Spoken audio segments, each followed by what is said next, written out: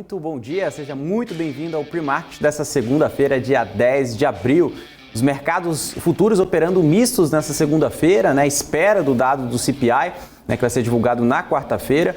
Hoje, né, nós temos aí os dados do Boletim Fox, acabaram de sair, vou atualizar aqui agora há pouco para vocês, mas antes disso vamos falar dos mercados internacionais, né? Como eu disse, os mercados operando mistos, nada muito relevante nessa segunda-feira. Nós temos aqui Dow Jones operando praticamente no 0 a 0, na Alemanha DAX operando com 0,5% de alta, já Nasdaq operando em alta 0,74%, Nikkei no Japão. Vamos ver aqui como foram as bolsas asiáticas. Nós temos aqui Tóquio, Nikkei no Japão subiu 0,5%, mercado já fechado na Ásia. Hong Kong foi feriado, mercado fechado. Taiwan subindo 0,25%, Coreia subindo 0,87%, China, Xangai tendo aí uma queda de 0,37% nessa segunda-feira, tá? Um ponto importante também, o mercado aguarda, né, os dados do CPI, como eu falei, né, na quarta-feira. O mercado espera 0,3% na base mensal e 5,3% na base anual. Isso vai servir, né, como base, né, para o Fed ter alta de juros, né, de 0,25%. É isso que diz o consenso de mercados. A gente pegar aqui o CME, né, o Fed Watch, né, a ferramenta do CME Group, né, aponta 63,7% de alta de 0,1 pontos percentuais nos juros dos Estados Unidos na próxima reunião, que será no dia 3 de maio. Tá? Então o mercado espera esses dados, desses indicadores por lá. Tá? Por aqui, como eu falei, saiu os dados agora há pouco, né, dos dados do Boletim Fox, não vou atualizar para vocês. Nós temos aqui o IPCA para 2023, teve alta para 5,98%, já o PIB também teve ligeiramente revisão para cima, de 0,91%. O dólar ficou estável a 5,25 no final do ano e a Selic em 12,75. Tá? Para 2024, o IPCA também teve revisão positiva para cima de 4,14%, o PIB teve uma revisão para baixo de 1,44% e o dólar a 5,27% e Selic a 10%. Tá? Então, esses são os principais números aqui em relação ao Boletim Fox, que acabou de sair agora, 8h30 da manhã. Tá? Um ponto importante aqui também em relação à política, né? Tá todo mundo de olho em relação às principais notícias da política. A última notícia que eu tenho aqui para atualizar para vocês, né, o governo Lula querendo aí atrelar as despesas de saúde e educação a gasto por habitante. O que muda, né, de fato? Né? De acordo com o objetivo do governo é que esses gastos nestas duas áreas, tanto saúde quanto educação, estejam sujeitos, cada vez menos sujeitos à variação de ciclos de alta e de aceleração da economia. Tá? Então são as principais notícias em relação à política e também, claro, né, as principais capas de jornais ao longo dessa manhã, dizendo aí sobre os 100 dias de governo Lula, né? O que de fato trouxe para a economia, tá? Notícias corporativas, atualizando aqui para vocês, notícias que saíram também ao longo desse final de semana, né? Notícia da Azul, tráfego de passageiros consolidado aí crescendo 4,1% no primeiro trimestre desse ano, tá? Então, ou seja, o tráfego chamado como RPK, né, que é o tráfego de passageiros consolidado no primeiro trimestre, cresceu aí 4% em comparação ao trimestre anterior. No primeiro trimestre desse ano, a capacidade medida pelo ASC também subiu 6% e a taxa de ocupação ficou em 78,8% ante 80,3% entre os meses de janeiro e março do ano de 2022. Tá? Então, teve uma ligeira queda em relação à ocupação, mas nós tivemos aí alta tanto de capacidade, tanto de tráfego de passageiros. Tá? Um outro ponto importante aqui em relação aos dados de inflação, né, aqui no Brasil, saíram os dados do IGPDI de março, divulgado pela FGV. Tá? O índice de preço ao produtor amplo, o IPA, caiu 0,71% em março. No mês anterior, o índice tinha apresentado uma queda de 0,04%. Já o IPC, o índice de preço ao consumidor, não é o IPCA, subiu 0,74% em março, após variar 0,34% em fevereiro. Já o INCC, que é muito utilizado, muito observado pela indústria, né, de habitação, né, de construção, então o Índice Nacional de Custo da Construção variou 0,30% em março, ante 0,05% no mês anterior. Tá? Então, essas são as principais notícias desta manhã.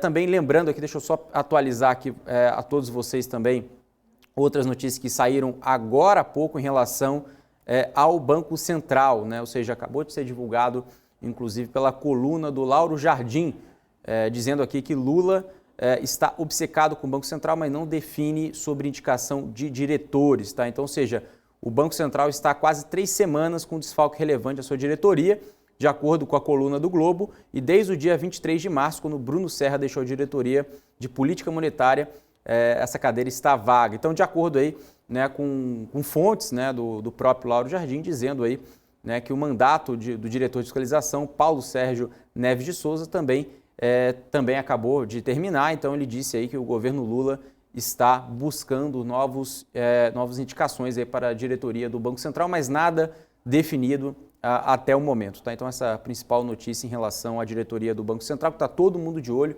para saber qual vai ser o próximo diretor de política monetária lá no Banco Central. Tá? Bom, vamos olhar aqui no radar corporativo agora, nesse momento. A gente tem algumas notícias que acabaram de ser divulgadas ao longo dessa manhã, além da notícia de Azul que eu passei para vocês, para todo mundo ficar atualizado nas novas notícias corporativas. Temos a notícia de Taesa, muito discutido, né? Foi divulgado ao longo desse final de semana. A Taesa, que planeja captar entre 1,5 bilhão de reais a 2 bilhões e uma oferta nova de ações, tá? De acordo com a reportagem do Brasil Journal.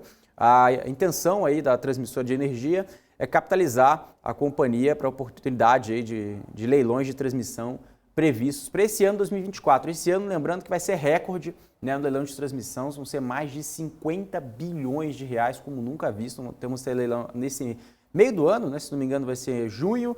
Também teremos agora um leilão de alta, uma linha de alta tensão também no final do ano e também em dezembro. Tá? Então teremos aí 3 ofertas, 3 leilões ao longo desse ano, totalizando tudo, aí vão dar mais de 50 bilhões de reais, o maior da história. Então as companhias se preparando para isso e Taesa se preparando para captar entre 1,5 bilhão a 2 bilhões de reais para essas oportunidades. Tá? Já a Aura Minerals, né, a Aura divulgou também o resultado operacional, a produção total da Aura teve queda de 9% no primeiro trimestre, comparado com o primeiro trimestre de 2022. O que foi de fato, né, como uma principal justificativa da companhia? Foi em função da lavra em diversas áreas de teores moderadamente menores, de acordo com o sequenciamento da mina de Araranzu e recuperação progressiva da mina de San Andrés. Tá? Então, ou seja, de acordo com a companhia, na mina de Aranzazu, a produção, né, quando a gente olha ali por onça, diminuiu 5% em comparação com o primeiro trimestre de 22 e 9% em comparação ao quarto trimestre, como eu falei, devido aí a lavras em áreas com teores ligeiramente mais baixos de ouro e cobre. Tá? Quando a gente observa em San Andrés, a produção está melhorando gradualmente, de acordo com a companhia, a produção cresceu 16%. Então, de forma geral, aí a companhia reportando os resultados operacionais em linha, né, com o que o mercado espera, mas com uma queda de 9% no geral. Tá? Então vamos chamar aqui, só atualizar a última notícia aqui para a gente, antes da gente chamar o Guga.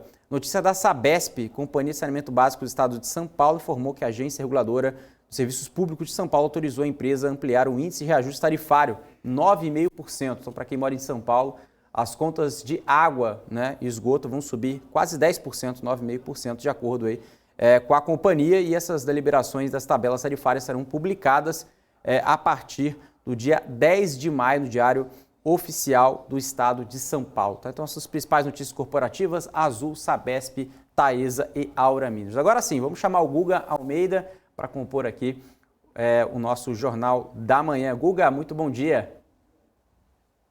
Bom dia, Alex. Bom dia, pessoal. Feliz Páscoa aí para todos vocês. Feliz Páscoa, Guga, para você também, para toda a família.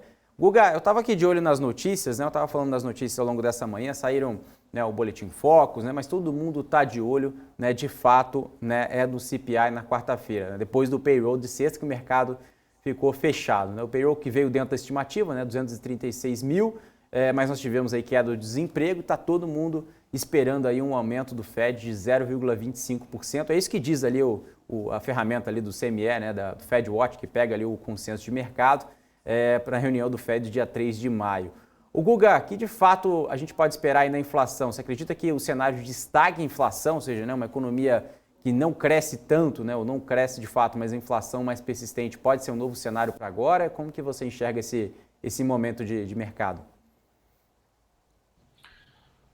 Olha, Alex, vamos lá, né? O que eu enxergo assim, que mais tende a acontecer é que geralmente, né, as expectativas elas são frustradas, né? Não é à toa que o mercado, se a gente for olhar para trás, um ano atrás, meio ano atrás, 3 meses atrás, o que todo mundo falava de expectativa acaba não se concretizando. Então, né, pensando dessa maneira, né, eu acho que faz muito mais sentido a gente olhar, né, pô, onde está o risco-retorno de cada situação, né, do que tentar daqui a pouco adivinhar se vai ter uma estagflação ou não vai ter uma estagflação.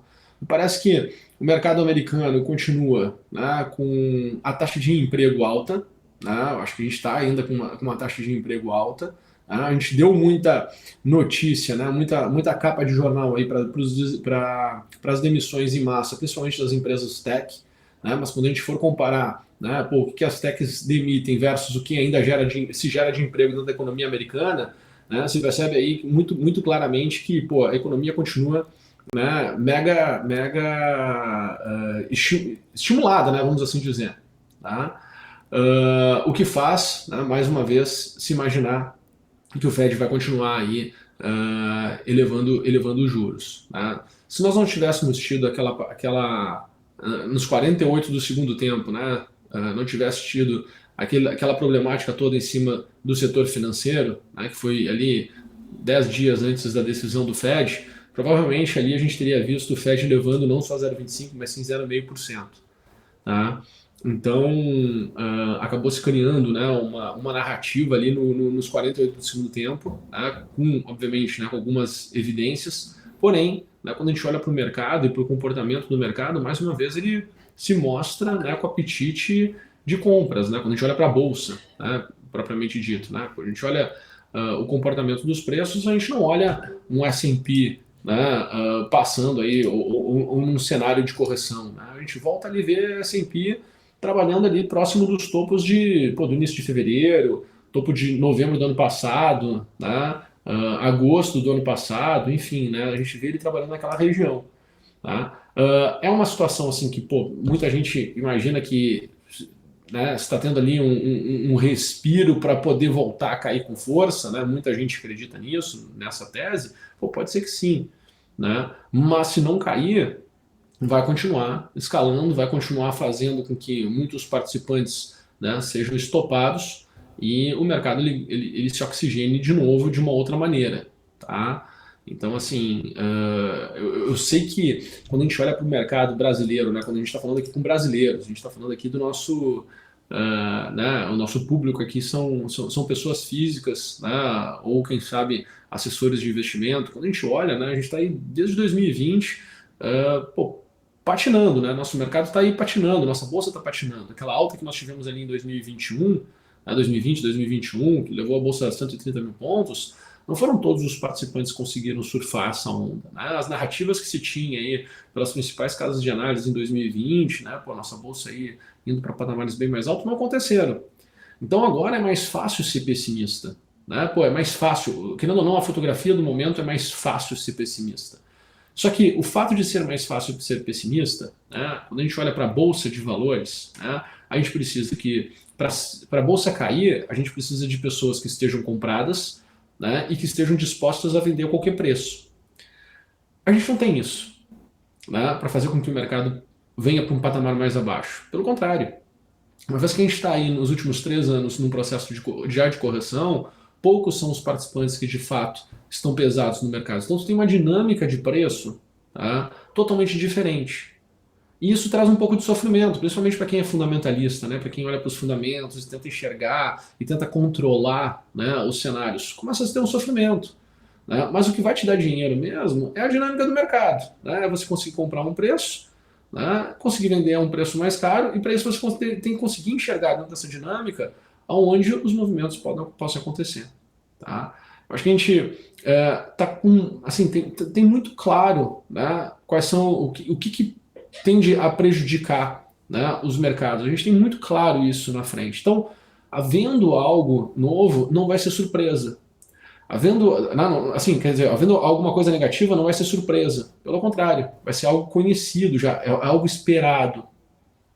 Tá? É diferente de, por exemplo, quando tu estava lá em 2020, onde já era algo inesperado. Né? Era algo inesperado, tanto que o pessoal errou muito. né, a fala ali logo depois do Carnaval em 2020 e a análise que se tinha. Por quê? Porque a expectativa era positiva. Então, enxergar coisas negativas era difícil, era fora da realidade, né? Extrapolava o limite da realidade que se tinha ali naquele momento. Por isso que o mercado fez o movimento de queda que se fez.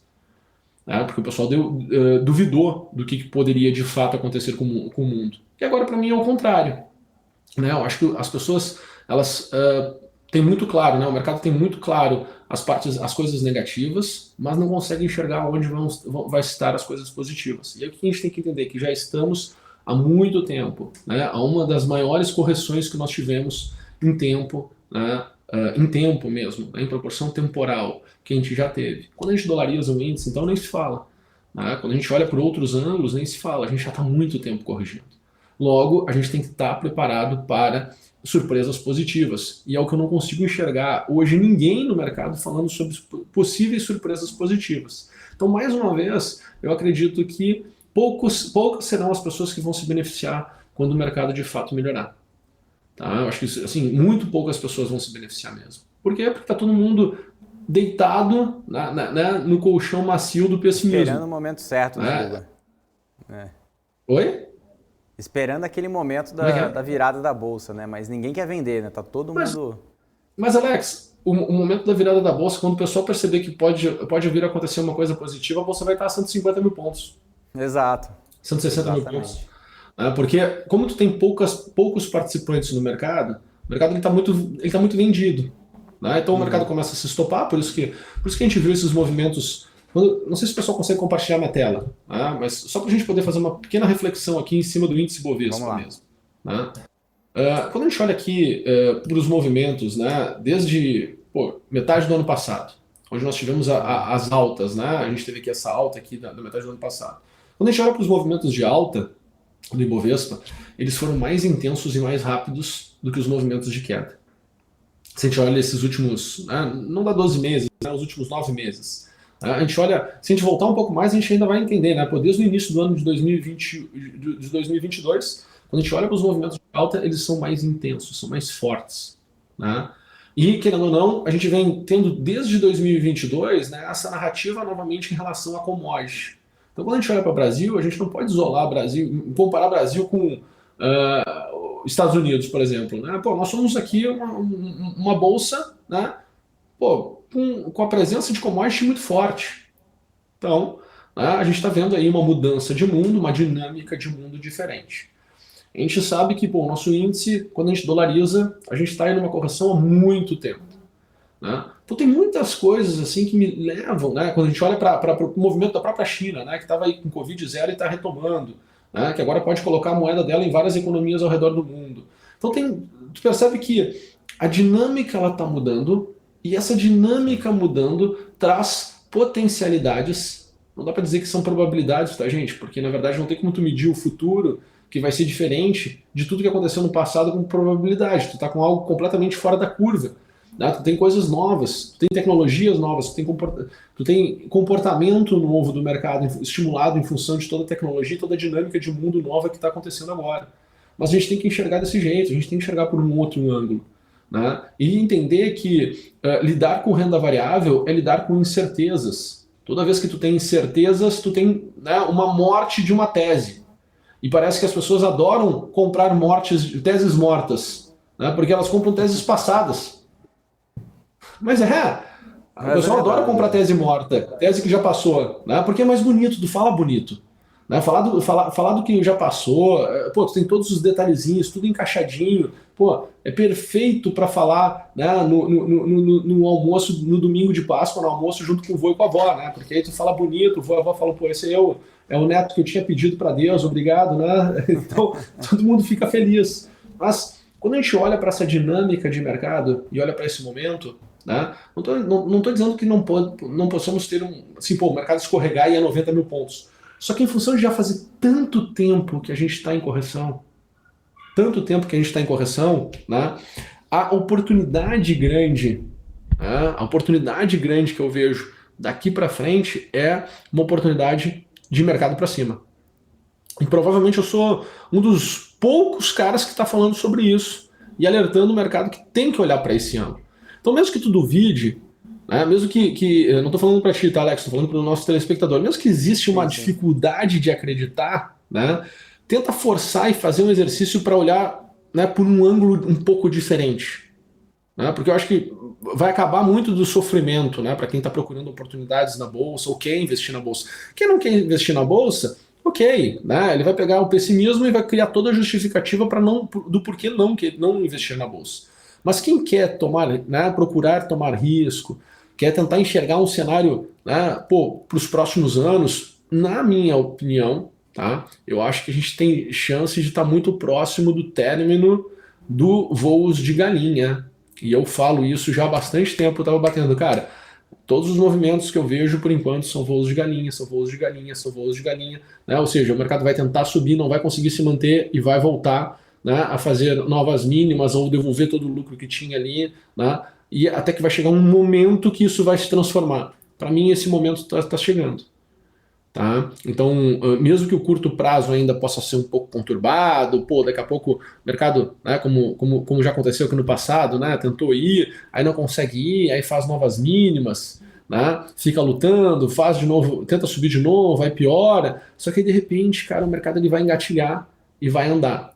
Só que diferentemente do que a gente teve aqui nesses cenários aqui, que o negativo era um pouco ainda de surpresa ou, né, não estava sendo visto com tanta força, né, quando a gente volta para o final do ano passado, quando a gente volta para o último trimestre do ano passado, né, muita gente estava vendo o quê? Positividade com a troca de governo, querendo enxergar otimismo com a troca de governo. Quando a gente começa esse ano, o pessoal abandona esse otimismo e entra com pessimismo. Quando tu entra com esse pessimismo, tu fica muito mais né, tu vai te proteger. E aí o pessoal já se protegeu, porque o novo governo ele deu os sinais de que era para todo mundo se proteger na primeira semana de governo. Então o mercado foi se protegendo. E chega num ponto onde, cara, a gente volta para aquelas mínimas, mas com uma estrutura de comportamento do mercado totalmente diferente. Então, né, quero ser otimista, estou sendo otimista, né, enxergo que tem cenários que daqui a pouco, com o dedo no gatilho, Guga. Dá algum colapso. Cara, mas assim, ó, eu tô com o dedo no gatilho, certo? Para os dois lados, para voltar, para zerar e voltar à compra com qualquer sinal que o mercado dê de melhora. Porque eu acho que aqui é aquele movimento como já tivemos algumas vezes, né, na história. O que seria Posso contar trigger, alguns Guga? exemplos? O que seria a trigger de melhora, na sua opinião? Cara, para mim o trigger de melhora, tá, de verdade, foi essa nova dinâmica que a gente vai ter com China. Tá? Eu acho que ainda não é a notícia do momento para nós, sim, mas eu acredito que nos bastidores isso vai dar muito fluxo, vai dar muita força para o Brasil. Né? Porque traz aí querendo ou não, se tu for pensar, como é que a China vai botar dinheiro no resto do mundo? O Brasil vai aceitar a moeda da China como lastro, né? Como a moeda para poder fazer as transações. O que a China quer? Colocar muito dinheiro aqui dentro do Brasil. Obviamente, quer botar a moeda dela para aqui, para dentro do Brasil. Para isso ela tem que fazer o quê? Comprar, investir. Então tu vai ter um fluxo, Alex. Não tem como tu não enxergar que isso vai vir, né? Não tem como imaginar que esse movimento não vai acontecer. E isso vai criar uma dinâmica diferente. Logo, vai trazer uma surpresa diferente. E esse diferente vai acabar com muito dos pessimismos. Quando tiver essa mudança dos pessimismos, né, vai criar uma dinâmica compradora nova. Essa dinâmica compradora nova vai fazer com que, uma vez que a gente não tem ninguém comprado no mercado, vai fazer com que comece a ter uma escassez de ativos sendo ofertados. Logo, o mercado vai ficar num patamar mais alto. O mercado ficando num patamar mais alto, por mais tempo, vai trazer uma rentabilidade, o pessoal vai começar a comparar a rentabilidade, vai falar, cara, só um pouquinho, a bolsa está porrando, está dando muito retorno. E aí o pessoal vai começar o quê? A mudar a dinâmica. Quando a gente volta para 2016, né, em 2016 a gente tinha muito pessimismo, mas a gente tinha 500 mil CPFs na bolsa. A gente tinha muito menos pessoas querendo olhar para o mercado, ou que já tinham tido alguma experiência com o mercado. Agora, totalmente diferente. Né? E isso foi muito potencializado também com a dinâmica de Covid. Então hoje tu tem muito mais participantes, tu tem muito mais players, tu vai ter uma dinâmica completamente diferente. Cara, isso é tão simples de se perceber, né, que eu tenho certeza que muitos que estão ouvindo, Né? Devem estar falando assim, puxa, cara, mas isso aqui é meio óbvio que o cara está falando aqui, que o Guga está falando. Mas é para ser óbvio mesmo. O mercado ele faz depois o óbvio. Não é à toa que todo mundo conta as historinhas do mercado com tanta simplicidade, com tanta facilidade. Né? É para ser óbvio. Né? Não é para ser uma teoria da conspiração. Pelo contrário, cara, tu tem que olhar as vontades das pessoas. Pô, qual vai ser a vontade da China? Né? Pô, a vontade da China era poder comprar commodities com a moeda dela. Pô, agora que ela pode, qual é a próxima vontade da China? Né? Então, pô, tu vai olhando dessa maneira, tu vai olhando por esse ângulo, tu vai vendo que as coisas elas vão, querendo ou não, né? Elas vão mudar as suas dinâmicas. Né? Então, eu até mexia com alguns amigos na semana passada. Oi, pode falar. Guga, não, foi muito bacana o nosso papo, o pessoal pediu só para encerrar aqui. Eu quero agradecer a sua participação. Se tiver só as considerações finais rapidinho para o pessoal que está nos escutando, está nos vendo aqui no chat, o pessoal também gostando bastante. O João Carvalho, inclusive, disse aqui, ótima avaliação, como sempre, Guga. O pessoal mandando bom dia para você também. Guga, obrigado pela participação. Só as considerações finais rapidamente aqui. Pô, sorri um pouquinho, Alex. Ele tava com saudade minha, pô. Dá um sorriso, foi tão forte. Me censuraram ao vivo aqui, pessoal. Censuraram nada. Aqui, tudo que é bom censuraram ao vivo aqui. Tá bom. Não, a consideração final, acho que tem que ser, é um momento de começar a ser otimista. Otimismo é diferente de imprudente, tá? Não é para pegar todo o recurso e se alavancar em derivativos, né? Porque achando cuidado, que vai ter a porrada da vida. Né? Não, é otimista, mas com sobriedade. Né? Para poder pegar de fato os movimentos. Otimista com o dedo no gatilho, vai. Cara, eu vou te dizer que agora eu aumentei bastante a amplitude dos meus stops, tá? Porque existe uma questão, Alex, que é a gente costuma ter um efeito hiperbólico, né? no quanto a gente dá importância para as posições que a gente tem. Né, para as coisas que a gente tem. A gente vai diminuindo a importância conforme a gente vai ficando mais tempo posicionado. Eu acredito que, como a gente passou já muito tempo num processo de correção, tá, eu acredito que agora faz sentido segurar por mais tempo as posições dos ativos que estão mais baratos. Né? E se o mercado ele for para um degrau mais abaixo, tipo 90 mil pontos, mais participantes vão tomar esse risco. E aí vai ter mais escassez de ativos disponíveis no mercado. Certo? Então, essa dinâmica que eu estou olhando, tá? Exatamente para isso. Tá? Então, assim, eu me sinto mais confortável agora começar a tomar posição, aumentar o tamanho dos meus stops, porque na verdade eu quero comprar mais. Então, na verdade, eu começo, né, uma vez que eu estava bastante líquido, eu começo a querer tomar posição e carregar. Isso faz também com que eu reflita sobre a questão até mesmo daquela estratégia que eu falava para vocês sobre tomar posição com os derivativos, né? Eu acho que para tomar posição com os derivativos eu preciso que o mercado ele esteja um patamar mais abaixo, né? Ele dê uma margem de segurança ainda maior. Por quê? Porque ele precisa voltar rápido. Porque quando a gente toma posição com o mercado futuro, a gente, querendo ou não, tem ali, né, a questão do tempo, né, jogando contra. Então a gente tem custo para carregar, né, esse ganho de risco com menos exposição de capital, a gente tem um custo de carregamento muito alto. Tá? Então, assim, se a gente for para um patamar mais abaixo, eu acredito que fica muito pouco tempo nesse patamar. Então é isso que eu estou olhando, é isso que eu queria deixar aí de consideração final, e amanhã a gente conversa um pouco mais aqui no nosso pre-market. Valeu? Legal. Nem deu para falar aqui sobre as ações, né? Senão a gente já falaria aqui sobre os ativos. Mas obrigado, Guga, pela participação de hoje. Sempre muito bom, viu? Um abraço. Valeu, um abraço, Alex. Valeu, pessoal. Obrigado, Guga. É isso aí, Guga Almeida, o CEO do Trade Insights, passando aqui as principais leituras de mercado. A gente vai atualizar aqui notícias que acabaram de ser divulgadas também agora há pouco, mas antes disso, vou chamar aqui para o intervalo. Na volta, a gente volta com mais notícias de mercado.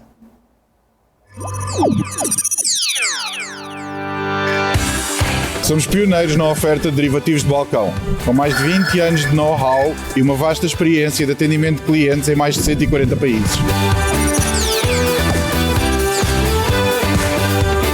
Temos o orgulho de oferecer uma infraestrutura de negociação de última geração para que os nossos clientes tenham a melhor experiência de negociação possível.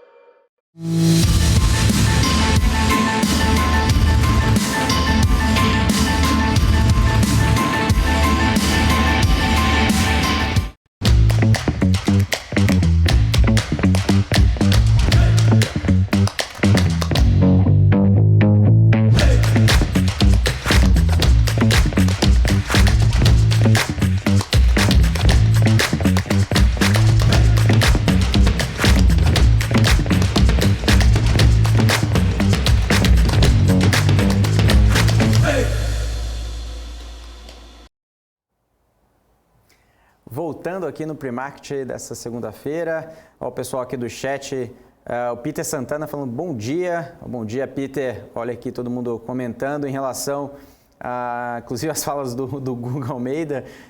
Nem todos eu vou falar por aqui, mas quero agradecer a todo mundo aqui do chat, mandando bom dia e dando seus comentários. Deixe o seu like, nós temos aqui 480 pessoas nos assistindo, somente 155 pessoas que deram o seu like.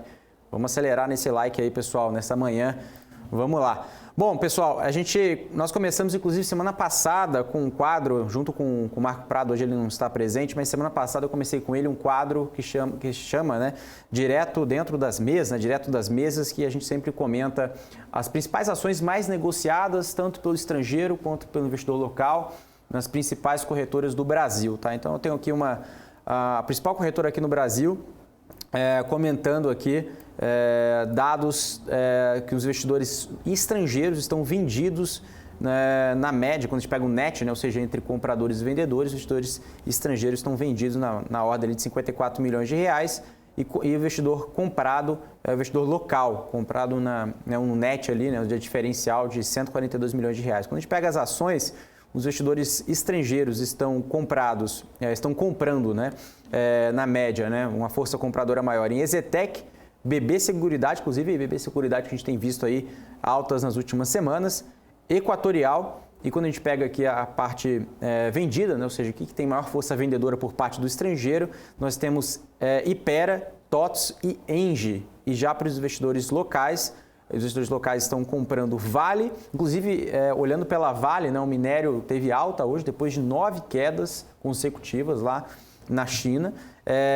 Isso pode trazer maior otimismo na Vale na sessão de hoje, vamos ficar de olho. E PetroRio, né, PetroRio também, junto com a Equatorial e vendendo o Banco do Brasil, Ambev e Soma. Né? Lembrando que PetroRio, nós tivemos 2 notícias na semana passada, né? A primeira em relação à certificação de reservas, que cresceu 27%, e um capex menor também do que o esperado pelo mercado. E também outra notícia foi em relação à campanha de perfuração de frade, né? Que teve ali um fluxo, né, de petróleo, né, pelo seu poço N5P2, 11 mil barris dia, tá? Muito acima do esperado do mercado. O mercado esperava 4 mil barris dia, então muito acima das expectativas. Vou atualizar aqui o petróleo agora nesse exato momento para vocês. O petróleo estava bem morno nessa manhã, bem no 0 a 0. Brent operando agora com uma alta de 0,12%, 85 dólares o barril, acima do patamar de 85 dólares. Tá? Então são os principais fluxos por aqui. Um ponto importante, eu estava falando no primeiro bloco em relação à Taesa, né, que ela prepara uma oferta de ações entre 1,5 bi a 2 bilhões de reais. Um dado curioso aqui para a gente lembrar que os investidores estão short na ação em mais de 30 milhões de ações, tá? Os investidores estão short. Quando a gente está falando ali, é muito próximo do high histórico ali, quando a gente olha nos últimos anos, e bem próximo no high de um ano, ou seja, nos últimos 12 meses, acima, né? Ou seja, bem acima do que o mercado vem colocando nos últimos 12 meses. E quando a gente observa em relação ao float, né? Ou seja, as ações negociadas ao mercado, tirando ali as ações dos controladores, a gente está falando de 9% do float das ações de Taesa que estão shorts, né? Ou seja, que os investidores estão apostando na queda. É uma curiosidade interessante para quem está olhando a Taesa. Tá? Então agora eu vou chamar aqui o Eduardo Garuffi para complementar aqui o nosso quadro aqui no Pre-Market dessa segunda-feira. Garuffi, muito bom dia. Tudo bom? Eu não estou te escutando, Garuffi. Vê se a gente consegue retomar seu áudio. Agora sim. Tudo bom? Ótimo dia. Perfeito. Bem você. Tudo ótimo. Ô Garuffi, vamos falar aqui de mercado, né? Eu estava comentando aqui de algumas ações, né, do mercado como um todo, mas como eu estava falando para o Guga, né, no começo de conversa com ele, no primeiro bloco, eu estava falando sobre a expectativa para essa semana, né? Nós tivemos uma semana curta na semana passada, né, com um payroll que não surpreendeu ninguém, né, veio dentro da expectativa, apesar de alguns números aí, né, terem aí despertado o mercado, né, o desemprego abaixo da expectativa, mas o payroll ali com 236 mil dentro do número que o mercado esperava. Mas está todo mundo de olho agora na temporada de resultados, né, que vai começar na sexta-feira com os bancões e com o CPI de quarta-feira, né? O que pode vir aí para surpreender, na sua opinião, além disso, hein? Já tem bastante gente e alguns comentários no mercado internacional já comentando de uma desaceleração na parte especialmente de produção. Serviços também já veio desacelerando, então já começou um pouco de desaceleração, o mercado lá fora já vem comentando isso. Positivo, né? Positivo no sentido de esperar uma curva de juros americana começar a abaular, começar realmente a apontar para baixo, que é uma coisa que é uma expectativa do mercado. Eu venho acompanhando algumas ações americanas, especialmente algumas de tecnologia, aquelas mais conhecidas. Um grande exemplo é a Apple, que passou de um preço ali, 154, eu estou com ela aqui de colinha aqui, $154 era um ponto importante, ela ultrapassou. Porém, o S&P, né, para lembrar a turma que o S&P, ele é o índice, o grande índice das 500 ações americanas, ele ainda está abaixo de um preço, que é um preço que o mercado vai olhar bastante, que está ali na faixa de 4.100, 4.180, que veio fazendo um topo, o mercado ele veio se mantendo abaixo dessa faixa, dessa curva. O mercado vem tentando ultrapassar essa curva, quebrar aí uma longa linha de tendência de baixo, uma longa tendência de baixo que construiu. Eu vou concordar com o Guga, nesse olhar um pouco mais positivo, tá? E só lembrar todo mundo aí, investidores e traders, que muitas vezes quando a gente percebe que uma tendência mudou, seja de alta para baixa, ou seja, de alta de baixa para cima, de baixo para cima, de cima para baixo, muitas vezes a gente percebe muito tardiamente.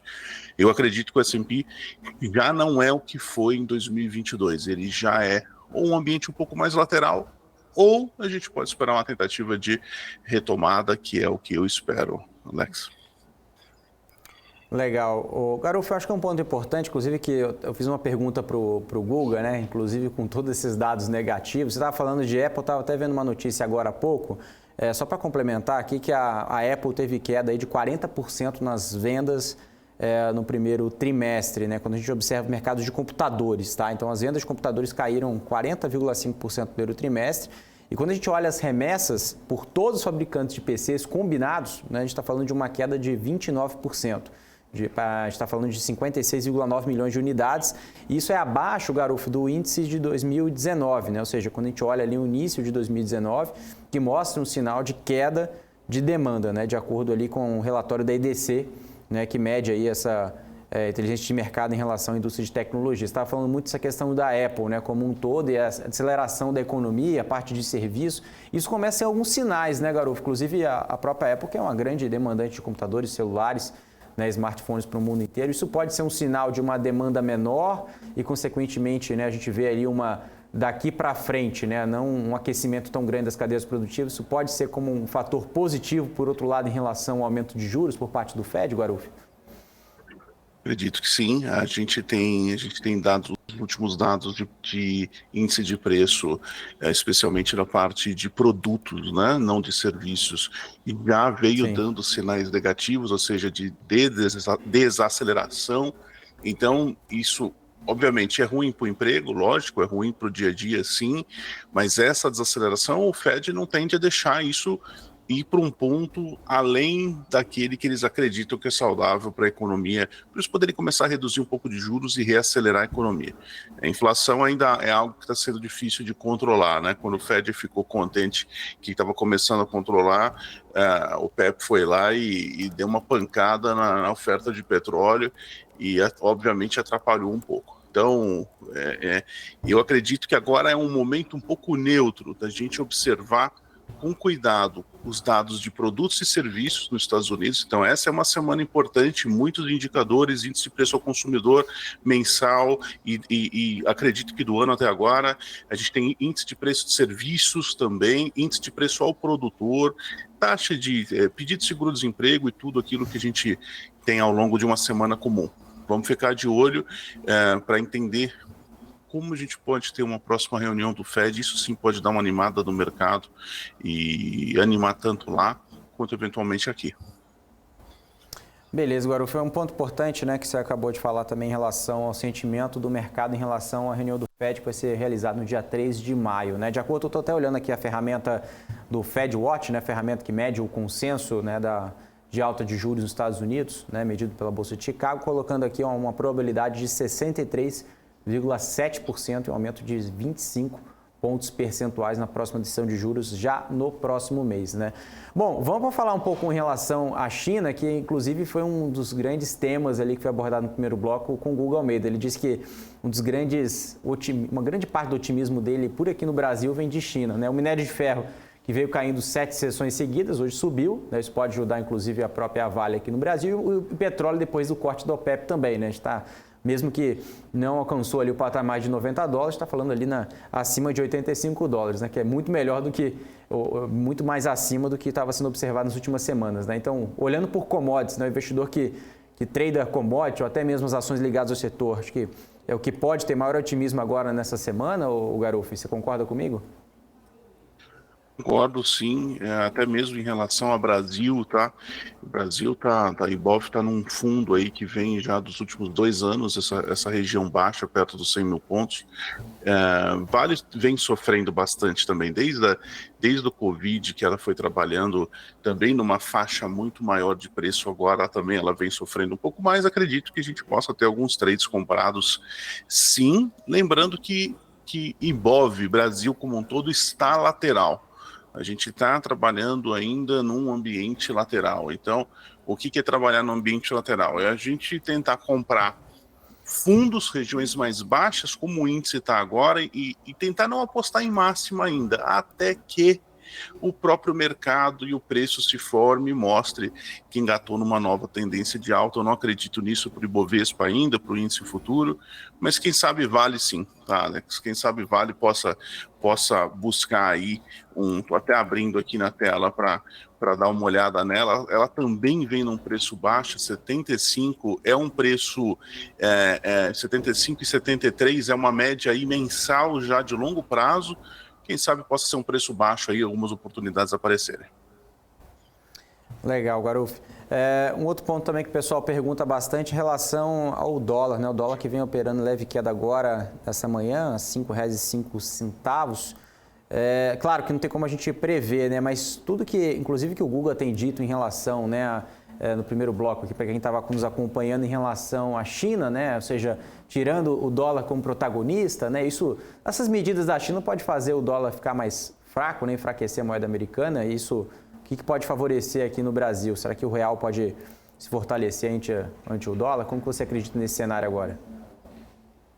Eu até semana passada tinha comentado de uma média importante do dólar, a média de 200 semanas, e ele acabou trabalhando bem dentro daquela região dessa média, está sentadinho em cima dela, ou seja, ainda está nessa média de longo prazo. Não consigo ainda ver nenhum sinal de valorização do real que realmente eu fale graficamente, puxa, realmente engatou num movimento que pode trazer mais valorização para o real. Para mim ainda é suporte, ou seja, preço baixo. Para mim ainda historicamente está barato, entre 5 redondo e 5,20, 5,25, para mim ainda é a janela de negociação do dólar até que se prove o contrário. Legal, Garuffi. Vamos ficar de olho então. Tá na hora de mandar dinheiro para fora então, né? Acho que comprar dólar nunca é ruim. Eu falo isso bastante, nunca é ruim a gente ter um pouco de patrimônio em outra moeda, não, viu? É verdade, acho que moeda forte é diversificação, né? E também, eu acho que um ponto importante, né, Garuffi? Tudo que a gente consome também tem uma participação em dólar, né? Então, acho que seria naturalmente um hedge natural, por aí. Exatamente. O Garuffi, outra pergunta aqui, vamos ver se o pessoal do chat tem uma pergunta, mas um ponto importante em relação... Mande suas perguntas aqui, pessoal, para a gente mandar para o Eduardo Garuffi. Estou aqui de olho no chat. Mas outro ponto importante é que a gente está falando muito de commodity, né? Falando muito dessa dependência do crescimento da China para o Brasil crescer, e a gente não comentou em relação das empresas aqui no Brasil, dependendo do cenário local, né? O que você enxerga aqui no cenário local? Quando a gente fala de cenário local, a gente fala de varejo, né? A gente fala de tecnologia ligada aqui no Brasil, construção civil, né? Tudo isso que, claro, a gente sabe que tem uma grande dependência de juros e vem toda aquela discussão. Mas será mesmo que tenha um fundo do poço? Essa é uma pergunta que eu faço bastante, né? Eu faço muito essa provocação, né? Porque para ser pessimista agora é muito fácil, né, Garuffi? Agora que está tudo ruim, a gente já começa a desanimar. Mas o que a gente pode achar como um argumento, talvez, né, que seja o fundo do poço para esses setores, né, que de fato pode apresentar uma oportunidade ou não? Será que você acredita que ainda a gente deve ficar longe desses setores ligados mais à economia local? Varejo, eu tenho minhas dúvidas, sempre tive, mas os outros, construção civil, outras áreas dentro da economia local, acredito que sim, vai ter uma aceleração. A grande pergunta é se essa aceleração vai ser artificial ou não. Então, o que eu quero dizer com isso? O governo vai querer gastar? Vai achar dinheiro para gastar? Vai querer gastar, vai achar dinheiro para gastar, até para entregar as promessas todas, para que a gente não coma abóbora, né? Então, para ele conseguir entregar parte dessas promessas, vai ter que gastar, vai ter que investir, por exemplo, em infraestrutura, acelera vários setores da economia. Eu acredito que vai acabar acontecendo. O que isso significa para o investidor? Podem haver oportunidades de empresas aí que a gente consiga fazer um trade, talvez nem tanto um investimento, mas um trade mais, um position trade, ficar alguns meses ou anos posicionado. Como isso vai acabar lá no fim da linha, se isso vai acabar com um país com mais endividado ou com uma inflação sistêmica pior, aí é difícil da gente saber. Mas eu ainda ficaria um pouco distante de varejo, Alex. Varejo ainda tem que tomar um pouquinho de cuidado. É muito difícil ter varejo no Brasil, turma. Com a taxa de juros, com essa janela grande que o Brasil tem de juros, é super difícil ter varejo. Então eu tomaria bastante cuidado, a não ser que você está comprando uma empresa com pouca dívida e que esteja realmente barata, o que não é comum para o varejo ter pouca dívida e estar barata ao mesmo tempo. Então fica aí minha opinião aí sobre isso, Alex. Eu acho que não só varejo, né, Garofo, mas empresas alavancadas agora estão difíceis, né, para conseguir rolar suas dívidas com um custo de capital de terceiros mais alto, né? Acho que esse é um grande desafio das empresas alavancadas. Eu queria fazer uma outra pergunta também sobre um outro setor que a gente não comentou ainda, que é o setor de bancos, né, o setor bancário. Inclusive, nessa primeira semana, sexta-feira, vão ser divulgados, né, vai começar a temporada de resultados nos Estados Unidos, né, vai ter JP Morgan, né, vamos ter aí Citi, vários bancos nos Estados Unidos, inaugurando o Wells Fargo a início de temporada de resultados nos Estados Unidos. Mas antes de falar lá fora, eu queria comentar aqui no Brasil, porque muita gente tem esse discurso que juros mais altos faz os bancos ganharem mais dinheiro, mas a gente tem um outro lado também, inadimplência, né, e também a provisão, né, que isso também diminui o resultado do banco, inclusive o próprio ROI, né, o retorno sobre o patrimônio, que nós vimos aí nos principais grandes bancos. É um sinal de alerta ainda ou você acredita que os grandes bancos aqui no Brasil podem começar a esboçar uma reação também, ou você acredita que, como o banco é uma grande proxy da economia, né? Vamos trazer lá de fora para cá, né? O que você enxerga lá nos Estados Unidos, Garofo, em relação ao sentimento desse primeiro trimestre nos bancos e chegando aqui no Brasil, né? Que de fato pode ser uma proxy para os bancos aqui no Brasil também. Bancos lá fora, nos Estados Unidos, eu que invisto bastante lá fora, bancos se tornaram, o setor bancário entrou no nosso radar para value investing, ou seja, bancos, tem muitos bancos sólidos, com bons indicadores fundamentalistas, dentro de uma faixa super saudável, que foram precificados agora, tá na bacia das almas, ou seja, está comprando muitas vezes $1 por 60 centavos. Eu gosto de comprar $1 por 60 centavos, então lá fora definitivamente. Aqui no Brasil também tem bancos se mostrando, não tem que falar do Itaú, né? Outro dia estavam falando do Bradesco, difícil falar de Itaú, falar de Bradesco. Para mim, Itaú e Bradesco, para quem gosta de investir um pouco no setor bancário, na sua carteira, tem que olhar as oportunidades que eles estão deprimidos no preço e acumular na carteira, mas para mim a grande temporada agora, além de telecomunicações, que é um setor que eu estou olhando bastante lá nos Estados Unidos, que a nossa turma aqui olha, o setor bancário é uma grande oportunidade lá fora. Mas pode quebrar, pode acontecer isso, pode acontecer aquilo. Pode, obviamente pode. A gente tem que lembrar que banco, ele é o pilar do sistema bancário, é confiança, né? Nenhum banco aguenta uma corrida, tá? Mas eu acredito que está sob controle e tem muita oportunidade interessante. Você diz os grandes bancos ou os médios bancos? Né? Porque aqui no Brasil nós temos poucos nomes, né? Nos Estados Unidos nós temos milhares de bancos, né? Principalmente pelo sistema bancário. Tem oportunidade, né? em Citi, Wells Fargo, Bank of America, lá a gente tem grandes, listado em bolsa, né? Uma dezena de bancos, JP Morgan, você tem bancos um pouquinho menores também, mas especialmente os grandes estão uma barganha. Então é olhar, obviamente, se você gosta de investir para longo prazo, olha os fundamentos, vê todos os dados, reservas, dívida de longo prazo, dívida de curto prazo, veja tudo isso bonitinho, tem muita oportunidade descontada agora aparecendo, viu? Legal. Garo, vou fazer uma provocação para você em relação aos bancos locais, né? Muita gente de olho nas fintechs aqui no Brasil, né? Nubank, Inter, em comparação com os grandes bancos. A gente sabe que o momento é diferente. Essas grandes empresas sofrem com juros altos também, né? Os grandes bancos também, claro, mas quando a gente olha ali o índice de Basileia é muito mais confortável, né? E em relação ao desafio de crescimento, as empresas que tinham tudo para crescer com juros mais baixos, agora estão olhando para, né, rentabilidade e lucratividade, mesmo nesse cenário um pouco mais desafiador. Enfim, como que você enxerga esses dois subsetores aí, né? Será que as fintechs podem sair mais vitoriosas agora depois desse ciclo de alta de juros? Porque depois desse 3,75, né, isso é uma prova de fogo, né, para esses grandes bancos, né, como o Inter, Nubank aqui no Brasil, né? Temos outros também, né? Inclusive o próprio C6 também, que divulgou aí, inclusive, prejuízos consideráveis também, né? Isso vem, alguns bancos, nem todos vêm sofrendo, nem todos vêm sofrendo, mas alguns vêm também trazendo bons resultados, né? Principalmente como rentabilidade, né? Para mim, o grande segredo do investidor é diversificar no investimento. Se você avalia que as fintechs estão numa classe de risco dentro do setor financeiro maior, eu acredito que sim, são mais arriscadas, têm menos colchão para serem amortecidas. Você acredita que vale investir, que tem um preço bom? Investe com um pouco menos de carga ali percentual da tua carteira, coloca ali um pedaço de um pedaço que seria um Itaú dentro da tua carteira, porque também o potencial de retorno acaba sendo muito maior, né? Um elefante vai valorizar, quando valoriza muito 10, 20% ao longo de 1, 2, 3 anos, empresas como essa, quando você tem a oportunidade de investir, o retorno acaba sendo maior, o risco também, por isso que a gente acaba equilibrando no tamanho da posição. Então, eu acredito que sim, se elas sobreviverem a essa janela, mostraram uma resiliência grande, tá? Então, realmente é um teste de fogo. É importante.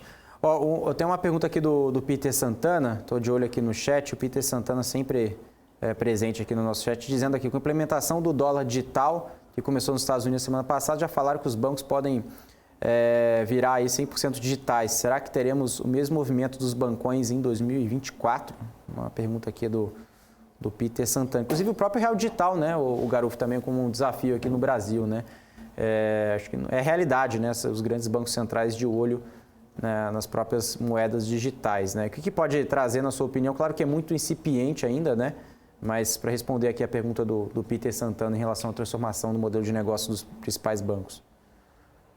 É interessante que o dinheiro digital, ele talvez possa, não tenha detalhes da estrutura do dinheiro digital, se ele pode ou não ser controlado diferente do que o dinheiro em papel, que para o Banco Central emitir e recolher é mais difícil.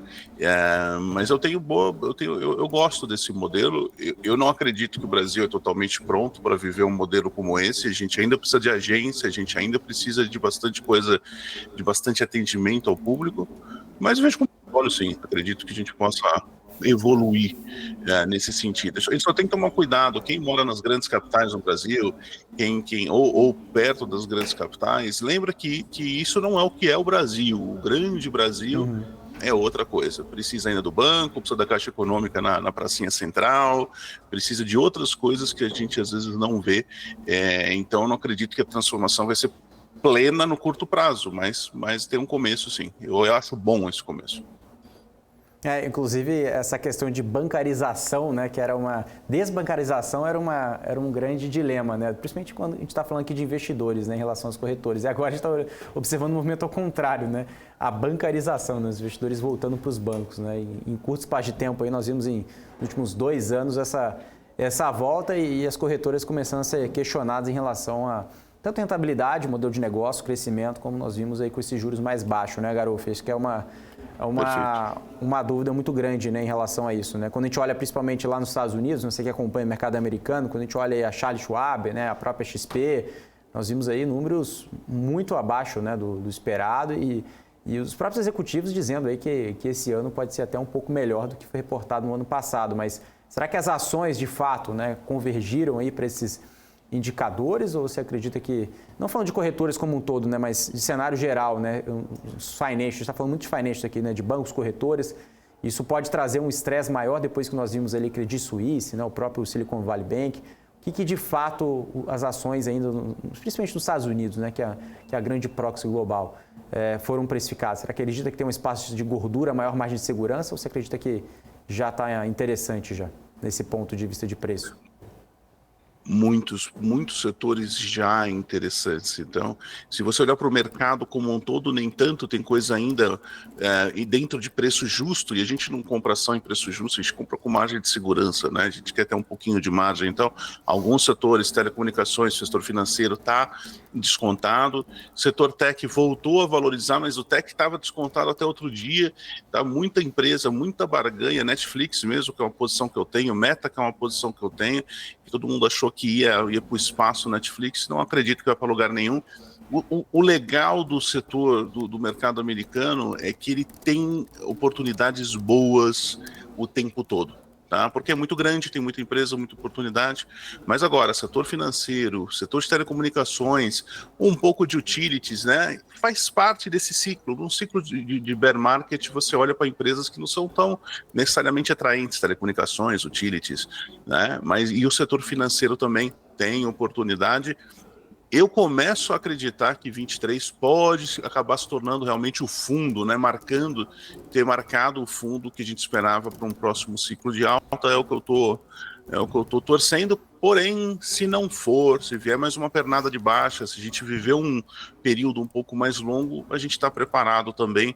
Por isso que a gente não coloca todas as nossas fichas, todo o capital, a gente não se hipercarrega na carteira de uma vez agora. Deixa o mercado ir se provando ao longo do ano, especialmente. O ano vai mostrar muito, esse ano vai mostrar muito se a gente está num fundo mesmo ou não. Exatamente, Garufi. Estava olhando aqui o mercado aqui, né? A gente tem o Bovespa, né, no futuro, na abertura, né, caindo um pouco, 101 mil pontos. Mas é isso, Garufi. Quero agradecer a sua participação. Eduardo Garufi, investidor e trader profissional. Muito obrigado pela sua participação nessa segunda-feira, viu, Garufi?